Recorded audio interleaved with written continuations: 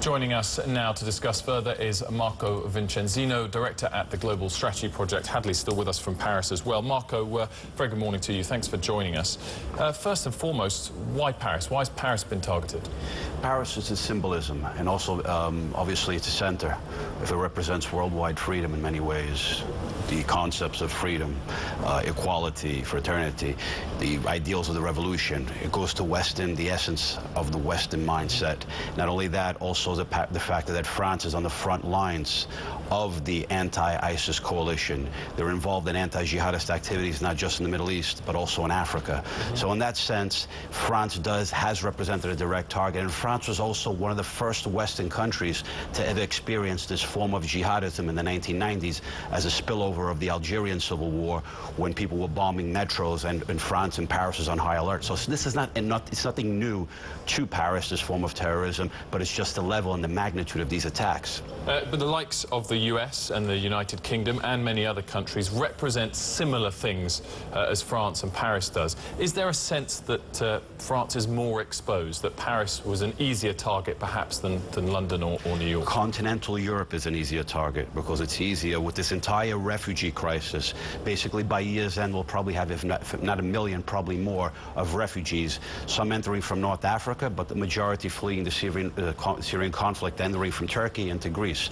So, and currently right now is an entire debate in Europe about the migration crisis. Last week there was a big summit in Malta, which was all the European heads of state, you have some African heads of state, and Turkey. But the most important element was a meeting between European leaders and Erdogan of Turkey. And the idea is that soon there's going to be an agreement.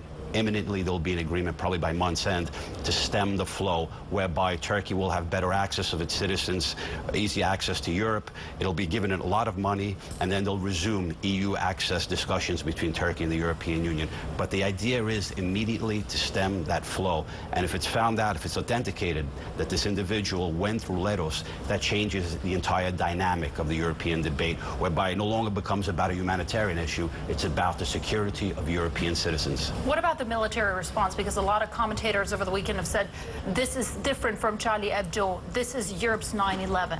What do you think? I wouldn't say it's 9/11. It's the single largest attack in France since the Second World War. So in that sense, it's talk of activating Article 5 of NATO, that an attack on one member is an attack on all. That's exactly what was done in 9/11 in the United States, and that began the whole operation into Afghanistan.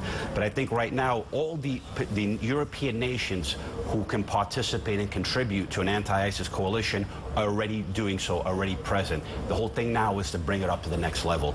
And it's not just about bombing, because bombing you can only achieve so much. Is you have to have effective, reliable partners on the ground, and you have to have some special forces, advisors. Boots on the ground already there. They're not on the front lines. It doesn't necessarily mean that they have to go to the front lines, but they have to be more effective in coordinating with reliable forces on the ground. And last Friday, just the day of the bombing, we saw the fall of the city of Sinjar. Sinjar plays a connected route between ISIS's two key cities, Raqqa, its capital, and Mosul in the north of Iraq. And that is an example of more that should be done on that level. Marco, good, reliable partners on the ground. You've seen the G20 pictures, and you've seen the conversations that Obama's having with Putin right now. What does that mean for the Assad regime? Does that mean they get more support in order to fight ISIS in Syria? Different. The day after the attacks on Saturday, the 14th of November, there was an important conference held in Vienna, whereby all the major powers, including Iran, got together at the table. It was a second meeting. The first one was held on October 30th. At that table, they set forward what happens is that these attacks in Paris can also indirectly, basically, serve as a catalyst for the diplomatic process for Syria, for a Syrian accord to be reached, a resolution. So they're talking about having some form of interim government. Before January 1st, there'll be a beginning of talks between the Assad regime and the opposition, possible ceasefire and eventual elections. But before you reach that point, you have two key issues. Yeah. One is who is the opposition, and secondly, the status of Assad. And my personal opinion, down the road, Assad is expendable, but the regime is not. What I mean by that is Russia will, the person of Assad, eventually they may give him up, but the regime itself, within which Russian interests lie, won't be given up. Yeah. And the same with Iran. Iran and the Russians are together on this specific issue. Okay, well, let's bring in our Middle Eastern expert who's on the ground in Paris. Hadley, do you have a question for Marco?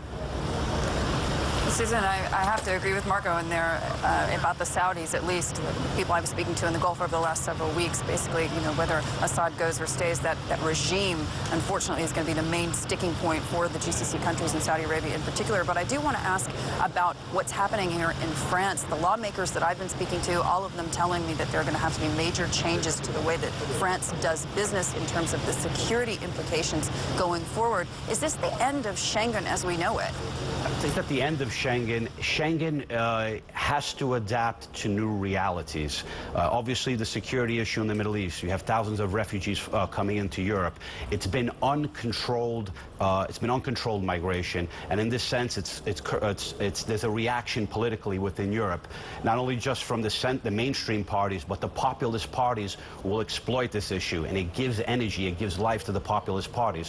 What these jihadists seek to do is they thrive on sowing division and polarization. And within European societies also, you have the fact that there is an existing wedge between mainstream society and considerable elements of the citizens of the Muslim faith. What these individuals try to do is to expand that gap and to give rise to the populist parties.